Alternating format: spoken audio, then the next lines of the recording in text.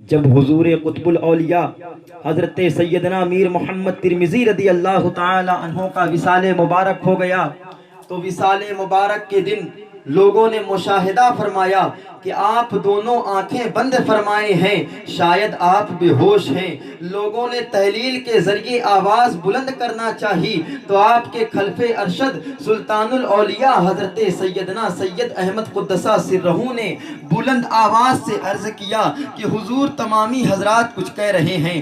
آپ نے چشمان مبارک کو وا کیا اور بلند آواز سے ارشاد فرمایا لا موجود الا اللہ، اور جان عزیز جان آفری کے سپرد کیا۔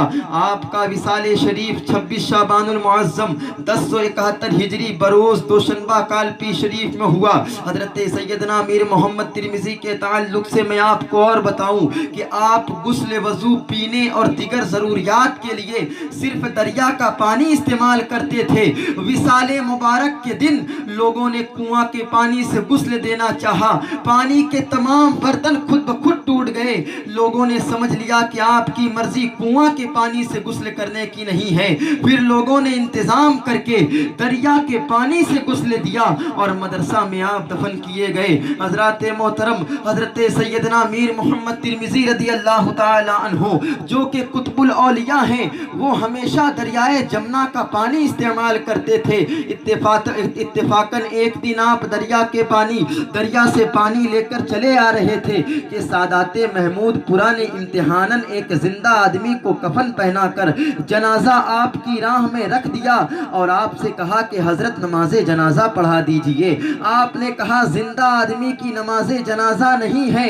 یہاں پر آپ دیکھیے سیدنا میر محمد ترمذی کا اختیار دیکھیے، اللہ کی عطا کردہ طاقت دیکھیے کہ سیدنا میر محمد ترمذی رضی اللہ تعالی عنہ کو یہ بتایا نہیں گیا ہے کہ یہ انسان زندہ ہے، بلکہ ان کے سامنے اس انسان کو اس حالت میں پیش کیا گیا ہے کہ اس کے بدن میں کفن لپٹا ہوا ہے اور وہ بالکل مردہ شکل میں ہے، لیکن سیدنا میر محمد ترمذی فرماتے ہیں کہ یہ زندہ انسان ہے اور زندہ انسان کی نماز جنازہ نہیں ہے۔ لیکن سادات محمود پورا نے اصرار کیا اور کہا کہ یہ زندہ نہیں ہے۔ چنانچہ حضرت سیدنا میر محمد ترمذی رضی اللہ تعالی عنہ نے نماز پڑھی۔ کہتے ہیں کہ جس وقت سیدنا میر محمد ترمذی نے جیسے ہی اللہ اکبر کہا، اس وقت اس کی جان نکل گئی اور وہ انتظار میں تھے، یعنی سادات محمود پورا انتظار میں تھے کہ اب اٹھتا ہے، لیکن وہ نہ اٹھا۔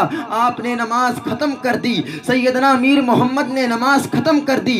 جب لوگوں نے دیکھا کہ وہ مردہ ہے، تب آپ سے کہا تو آپ نے فرمایا کہ جیسے تم نے کیا ویسا ہی پایا۔